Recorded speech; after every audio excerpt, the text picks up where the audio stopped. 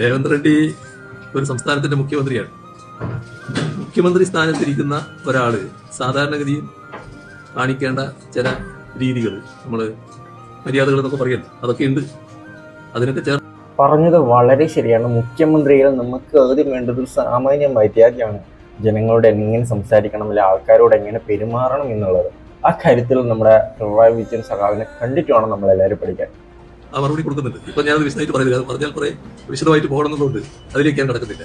അതുകൊണ്ട് രേവന്ത് റെഡ്ഡിയോട് ഡാഷ് മോനെ രേവന്ത മറുപടി വരുന്നുണ്ട് എന്ന് മാത്രമേ ഇപ്പൊ രോമാഞ്ചം ഒരു രക്ഷയില്ല.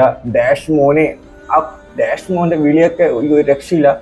കാരണം ഇതേപോലുള്ള മര്യാദയാണ് ഒരു മുഖ്യമന്ത്രിയിൽ നിന്ന് ഏതൊരു വ്യക്തിയും പ്രതീക്ഷിക്കുന്നത്. അതുപോലെ തന്നെ ഈ ഡാഷ് മോൻ എന്നുള്ള ആ ഒരു ഡാഷ് കേട്ടപ്പോൾ പലരും വിചാരിക്കും വല്ല തെറിയും ആയിരിക്കുമെന്ന്. പക്ഷെ അല്ല, അവിടെ നമുക്ക് നല്ലവനായ, മുത്തായ, കണ്ണിലുണ്ണിയായ, അങ്ങനെ പല രീതിയിലും വാക്കുകൾ നമുക്ക് അവിടെ കൂട്ടിച്ചേർക്കാവുന്നേ ഉള്ളൂ. സോ ആ രീതിയിൽ മാത്രം നിങ്ങൾ കണ്ടാൽ മതി.